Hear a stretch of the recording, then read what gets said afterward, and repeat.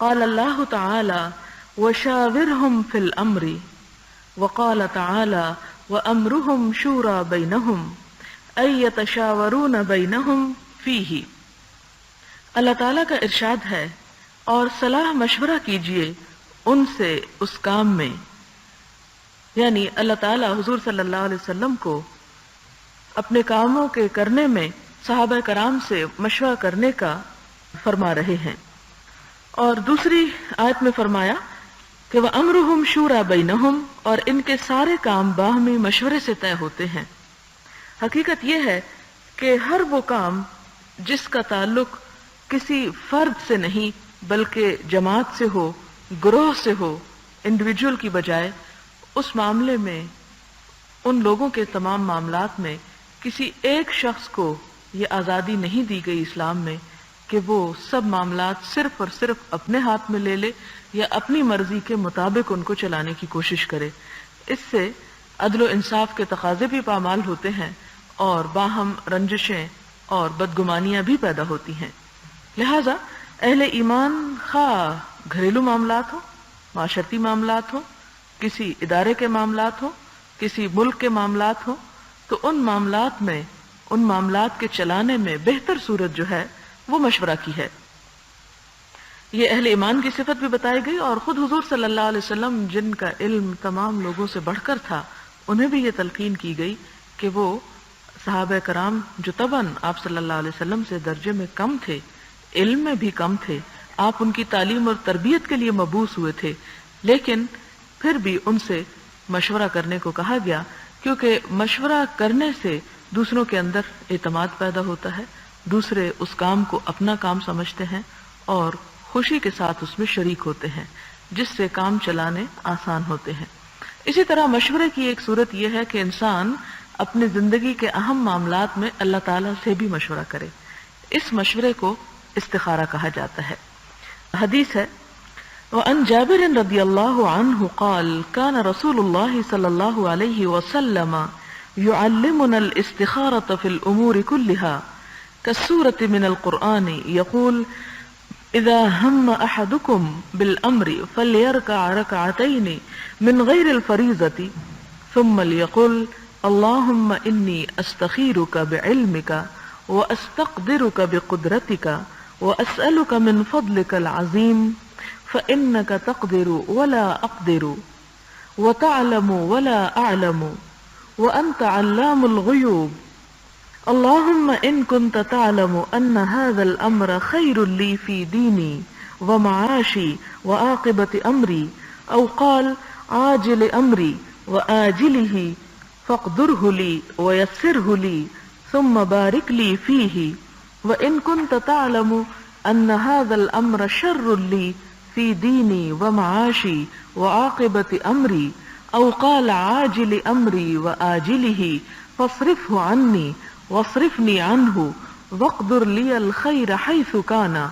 ثم ردني به قال ويسمي حاجته رواه البخاري۔ صحیح بخاری کی اس روایت کا معنی یہ ہے،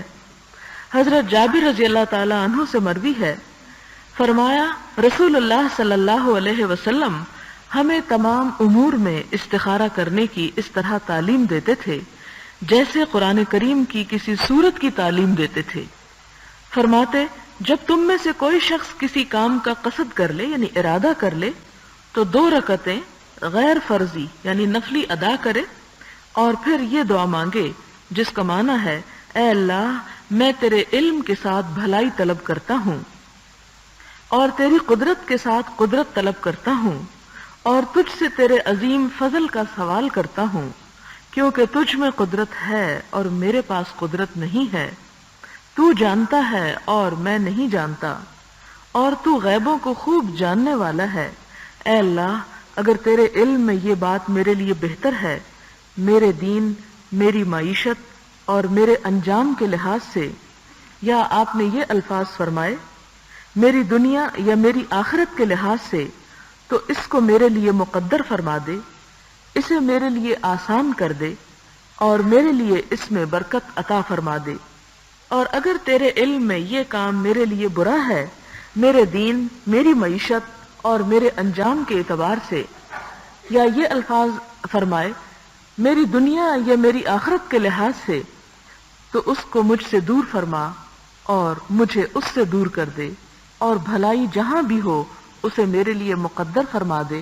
پھر مجھے اس پر راضی کر دے۔ فرمایا اور اپنی حاجت کا ذکر کرے کہ کون سی بات میں وہ مشورہ طلب کر رہا ہے۔ اس سے کیا بات پتہ چلتی ہے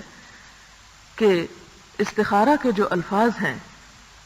اس میں بنیادی طور پر اللہ تعالیٰ سے خیر مانگی جاتی ہے، خیر طلب کی جاتی ہے، خیر کی درخواست کی جاتی ہے، خیر حاصل کی جاتی ہے، نہ کہ اس سے کوئی غیب کا علم معلوم کیا جاتا ہے۔ آپ اس دعا پر اگر غور کریں، دوبارہ اگر آپ اس کو دیکھیں تو سب سے پہلے آپ دیکھیں کہ جو تعلیم دی گئی وہ یہ ہے کہ 2 نفل پڑھنے کی تعلیم ہے، اور نفل پڑھ کر جب انسان سلام پھیر لے، یعنی نماز کے اندر نہیں یہ دعا پڑھنی، سلام پھیر لے تو اس کے بعد حسب معمول اپنی تسبیح کرے، درود شریف پڑھے اور پھر یہ دعا پڑھ لے۔ اس کے بعد یہاں یہ کوئی نہیں لکھا ہوا کہ سو جائے، یہ بھی نہیں لکھا ہوا کہ اس کو خواب آئے گا، یہ بھی نہیں لکھا ہوا کہ خواب میں یہ رنگ نظر آئے تو اس کا معنی یہ ہوگا اور وہ رنگ نظر آئے تو اس کا معنی یہ ہوگا۔ صرف 2 نفل پڑھنے کے بعد اس میں جو دعا بتائی گئی ہے وہ دعا پڑھے، اس دعا کے ذریعے خیر طلب کرے، اور پھر آپ دیکھیں گے کہ جب وہ دعا پڑھ لی گئی تو اس کے بعد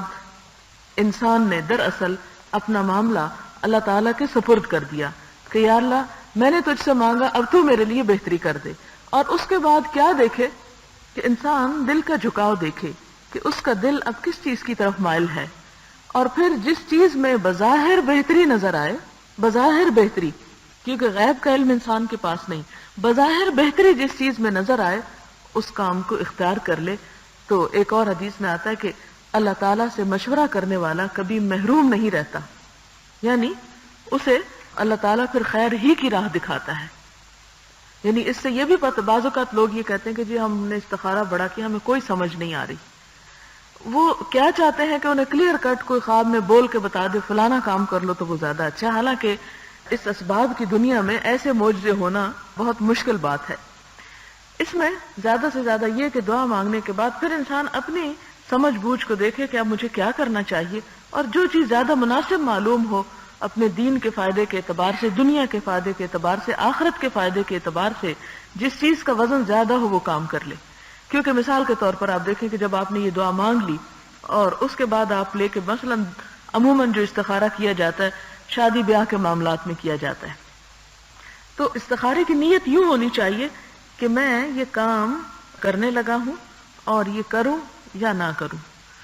تو اس میں یہ نہیں کہ اگر 2 رشتے سامنے موجود ہیں تو پھر انسان یہ کہے کہ یہ کروں یا وہ کروں، یہ بات نہیں ہے، بلکہ ایک کو سامنے رکھ کے، اور ایک کو سامنے آپ کیسے رکھیں گے کہ ان دونوں کے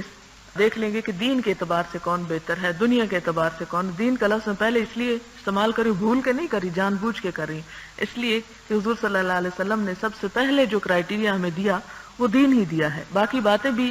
ہیں اپنی جگہ اور نعمتوں کا انکار نہیں کرنا چاہیے، لیکن وہ سیکنڈری حیثیت رکھتی ہیں۔ اس کے بعد دیکھے کہ دین کے اعتبار سے دیکھنے کے بعد دنیا کے اعتبار سے دیکھے، اور پھر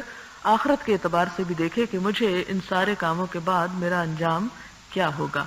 اب ان میں سے جو چیز نسبتاً بہتر نظر آ رہی ہے اور جس کی طرف دل کا جھکاؤ جا رہا ہے اس کے بارے میں پھر استخارہ کر لے، اور پھر استخارہ کرنے کے بعد اگر کوئی واضح ایسی علامت دل کے اندر محسوس ہوتی ہے کہ یقین اور پختہ ہو جاتا ہے تو اس کام کو پھر تسلی سے کر لینا چاہیے، اور اگر یقین پختہ ہونے کی بجائے ایک بے چینی کسی کیفیت ہے اور اطمینان نہیں ہو رہا تو پھر اس کو چھوڑ دینا چاہیے، پھر اس کی طرف نہیں جانا چاہیے۔ اور پھر آپ دیکھیں کہ جو استخارہ کی دعا کے الفاظ ہیں یہ ہر انسان دراصل اپنے لیے ہی کرتا ہے۔ بنیادی طور پر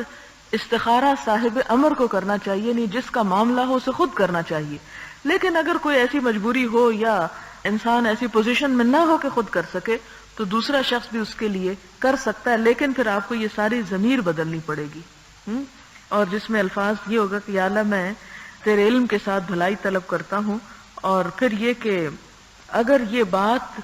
میرے لیے نہیں کہیں گے اب آپ، یعنی عربی الفاظ میں یہ نہیں کہ یا اللہ یہ بات اگر میرے لیے اچھی ہے تو یہ کر دے، نہیں، جس کی نیت سے آپ استخارہ کر رہے ہیں اس کی طرف آپ دھیان کریں گے اور کہیں گے کہ یا اللہ یہ بات اگر اس شخص کے لیے بہتر ہے تو اسے اس کے مقدر کر دے، اور اگر اس کے لیے اچھی نہیں تو اسے اس کو پھیر دے اور اس چیز کو اس سے پھیر دے۔ تو یہ تھوڑا سا آپ کو بیچ میں الفاظ کا پھر تھوڑا فرق رکھنا پڑے گا، اور اس جگہ پہ آپ مارک کر سکتے ہیں، لیکن افضل صورت یہ ہے کہ انسان خود ہی اپنے لیے کرے۔ اب میں الفاظ جو ہیں دعا کے ان پر پھر غور کراتی ہوں آپ کو کہ آپ دیکھیں کہ اس کا معنی دراصل کیا بن رہا ہے۔ پہلا تو یہ ہے کہ اے اللہ میں تیرے علم کے ساتھ بھلائی طلب کرتا ہوں، یعنی جو چیز تیرے علم میں بھلی ہے، جسے تو بھلا کہتا ہے، یا اللہ میں بھی اپنے لیے وہی بھلائی طلب کرتا ہوں کہ میرے لیے بھی اس کو مقدر کر دے، اور تجھ سے تیرے عظیم فضل کا سوال کرتا ہوں، کیونکہ تجھ میں قدرت ہے، یعنی تو فضل کو عام کر سکتا ہے، مجھ میں قدرت نہیں، طاقت نہیں، کیونکہ انسان تو اتنی کمزور چیز ہے کہ نہ اپنے لیے اللہ تعالیٰ کے اذن کے بغیر کسی نفع کو لانے کا روادار ہے یا اس میں اتنی قدرت ہے، اور نہ ہی کسی نقصان کو اپنے سے ہٹانے کا، سب کچھ دراصل اللہ ہی کے ہاتھ میں ہے۔ تو پھر اس کے بعد یہ فرمایا کہ یوں کہے کیونکہ تجھ میں قدرت ہے اور میرے پاس قدرت نہیں، تو جانتا ہے اور میں نہیں جانتا، کیونکہ انسان جب کسی معاملے میں استخارہ کرنے لگتا ہے تو صرف ظاہری چیزیں ہی تو دیکھتا ہے، مثلا ظاہراً کسی کی نیکی اور دینداری اور شرافت دیکھ لی، ظاہراً کسی کا مال و دولت یا کوئی اور چیز جو نظر آ رہی ہے وہ ذہن میں ہے، نہیں،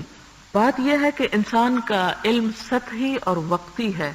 ظاہری ہے، حقیقت رس نہیں۔ انسان بعض اوقات ایک چیز کے ایک بھلائی کے پہلو کی طرف جاتا ہے اور اسے نہیں پتا کہ وہ ڈھکنا اٹھائے تو اندر کتنی خرابی ہو، اس لیے انسان کو اس اہم فیصلے کے موقع پر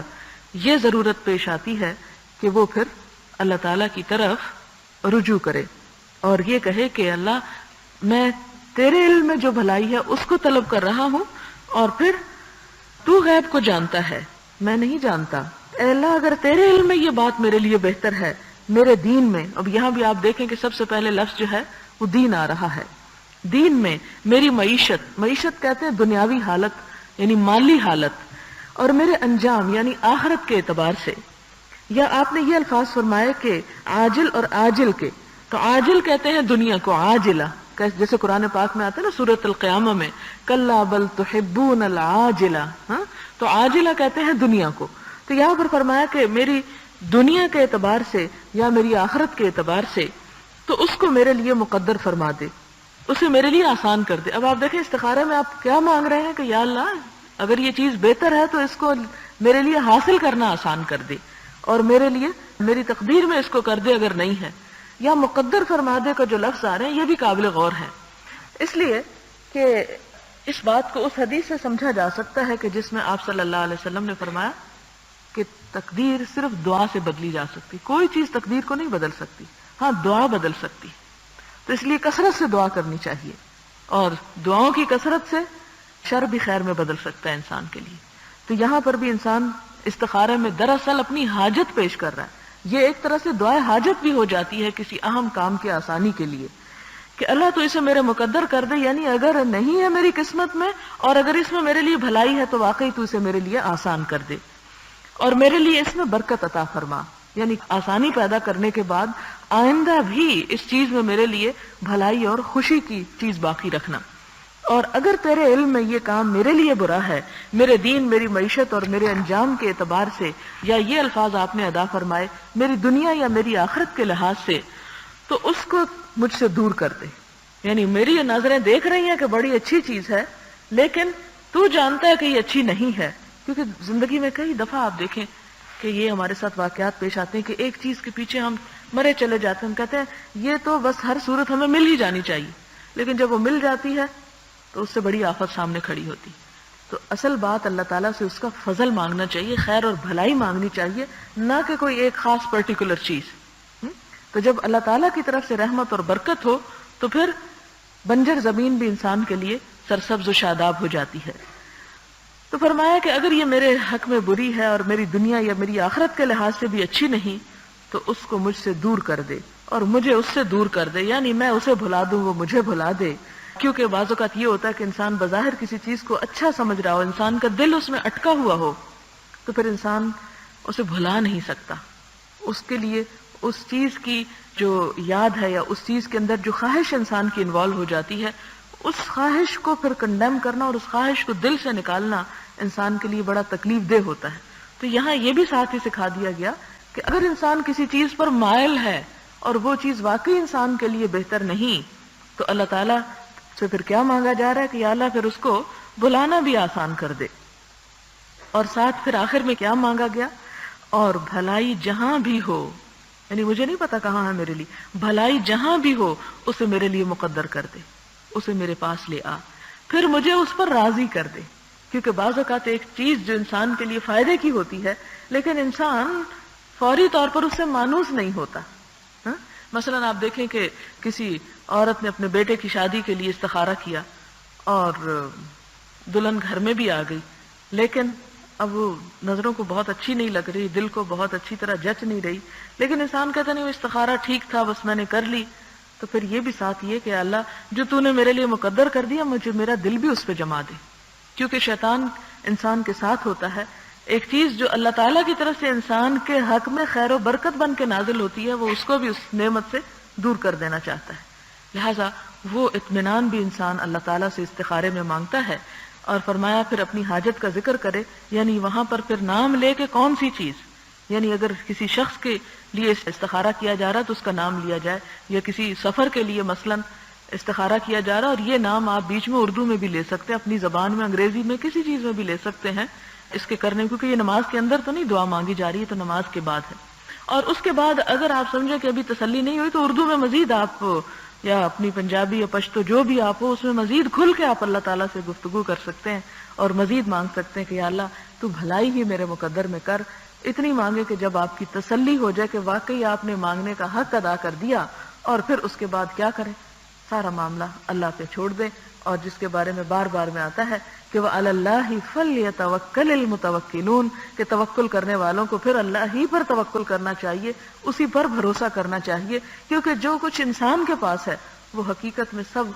ناپائیدار ہے، بہت کمزور ہے، اور جو اللہ کے پاس ہے وہی باقی رہنے والا ہے اور وہی اصل خیر اور بھلائی ہے. لہٰذا اگر انسان اپنا تعلق اللہ سے جوڑ لیتا ہے تو پھر کبھی بھی محرومی پاس آ نہیں سکتی.